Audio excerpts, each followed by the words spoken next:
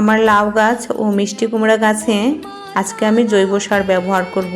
আর এটা হচ্ছে সিআই কোম্পানির জৈব সার।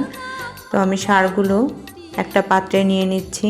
হ্যালো এভরিওয়ান, আসসালামু আলাইকুম। চলে আসলাম নতুন একটা ভিডিও নিয়ে। আর আজকের ভিডিওতে দেখাবো আমি আমার গাছে জৈব সার দিতেছি লাউ গাছ ও মিষ্টি কুমড়া গাছে।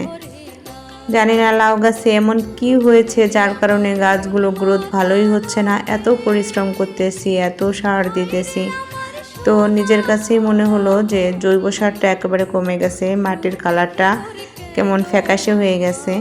জৈব সার গাছে থাকলে মাটির গোড়াটা কালো থাকে, যেমন আমার মিষ্টি কুমড়ো গাছের গোড়ার মাটিগুলো একদম কালো কালো, দেখে বোঝা যায় যে গাছের গোড়ায় অনেক সার জমে আছে। কিন্তু লাউ গাছের গোড়াটা একদম ফ্যাকাশে হয়ে গেছে, যার কারণে অনেক করে জৈব সার দিয়ে দেব, যাতে গাছের গোড়ায়, আসলে আমাদের বাড়িতে হচ্ছে শুধু বালু, ড্রেজারের বালু দিয়ে বাড়িটা ভরাট করা, তো এই গোড়াতেই শুধু সামান্য কিছু মাটি দিয়ে, যেমন ছাদ বাগানে মানুষ গাছ লাগায় সেরকম পর্যাপ্ত পরিমাণে সার পায় না। যতটুকু সার আমি নিজে দেব ঠিক ততটুকুই পাবে। এই কারণেই আমার অতিরিক্ত সার দেওয়া লাগে।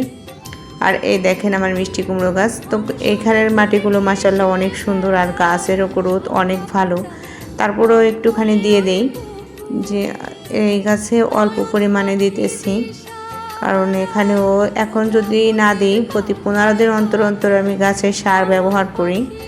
আর এটাতে 15 দিন আগে হয়ে গিয়েছে, তারপরেও মাশাআল্লাহ ভালো সার ছিল। কিন্তু এই লাউ গাছগুলো জানি না কেন এরকম হইতেছে।